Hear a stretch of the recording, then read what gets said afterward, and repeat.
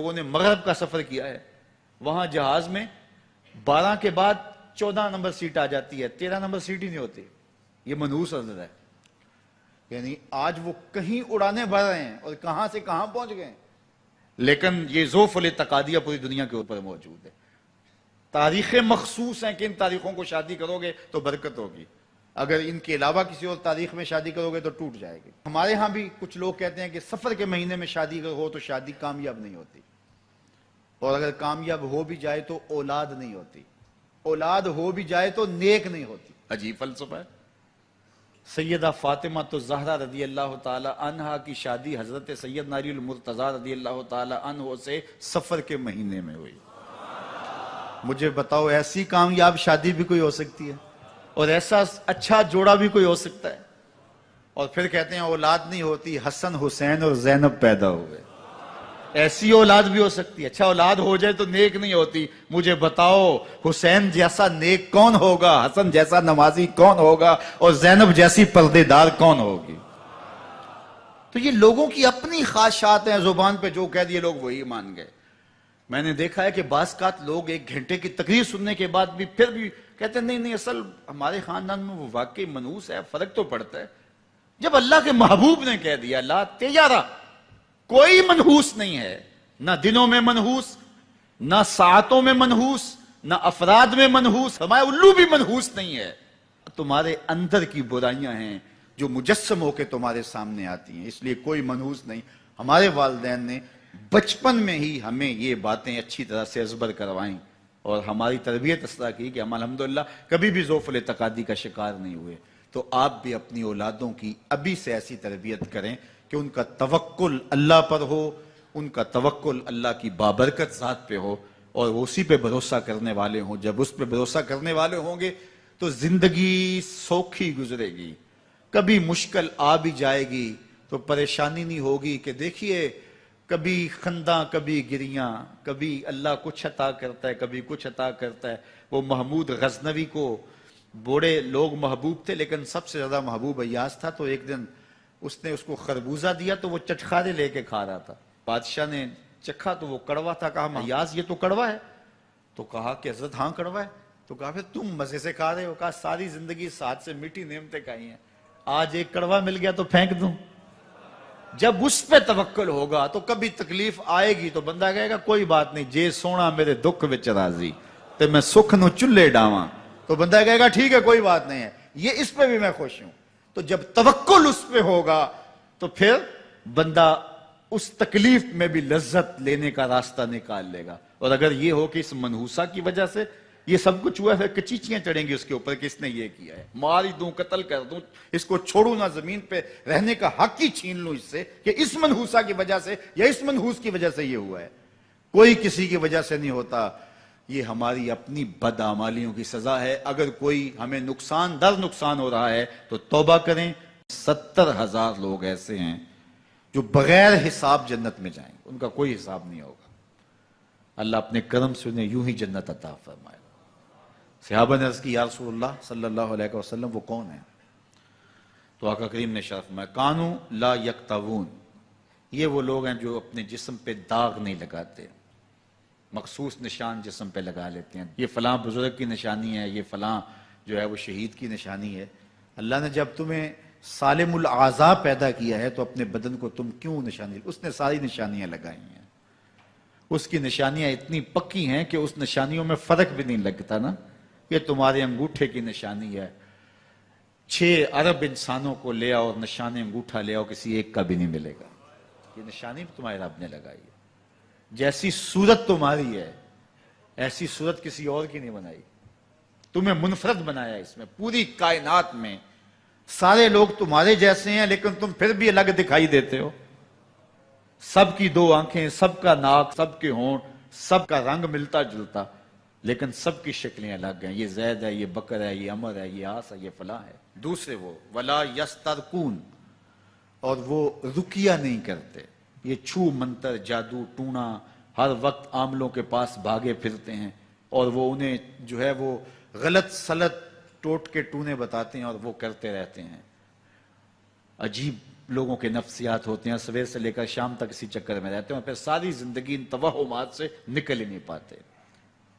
اللہ نے تمہیں پیسے دیے ہیں، نئی گاڑی تم نے خریدی ہے، چھوٹے بچے کا جوتا کیوں باندھ دیا آگے تم نے؟ جوتا باندھنے سے اگر یہ ایکسیڈنٹ سے، حادثے سے گاڑی بچ سکتی ہوتی ہے تو پھر پاکستان کے جتنے پی آئی اے کے جہاز ہیں سب پر باندھ دینا چاہیے، سب پہ جوتے لٹکے ہوئے ہوں۔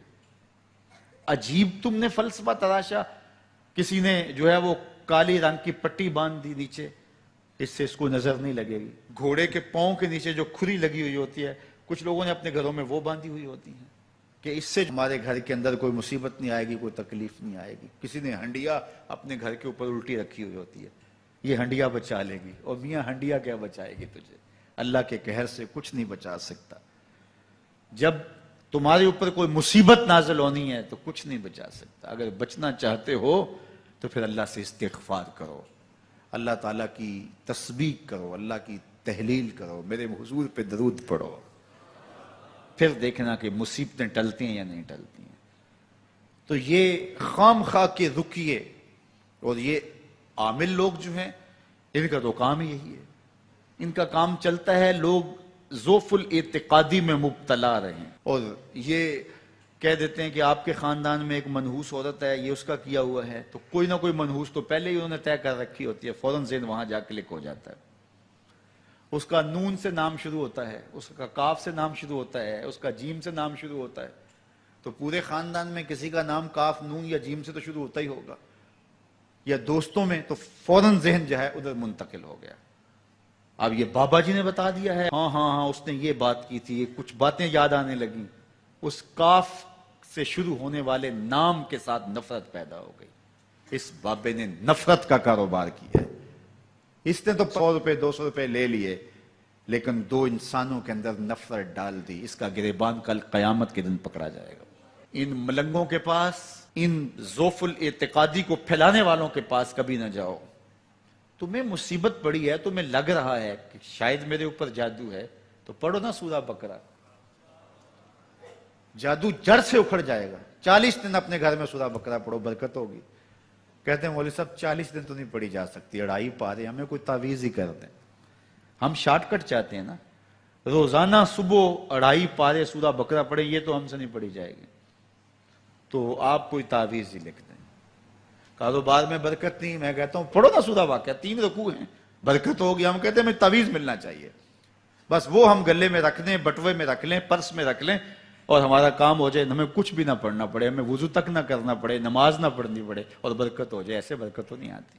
بیٹے کی شادی کی، بہو گھر لائے، ابھی 2 دن نہیں گزرے تھے، کاروبار میں نقصان ہو گیا، یا گھر کا کوئی فرد فوت ہو گیا، یا کوئی جانور مر گیا، تو کہا کہ یہ منحوسہ آئی ہے تو ہمارا یہ نقصان ہو گیا۔ اگر وہ نہ آئی ہوتی تو پھر یہ نقصان نہ ہوتا، پھر تم قیامت تک جینا تھا، یا اس سے قبل تمہارے کبھی نقصان نہیں ہوئے؟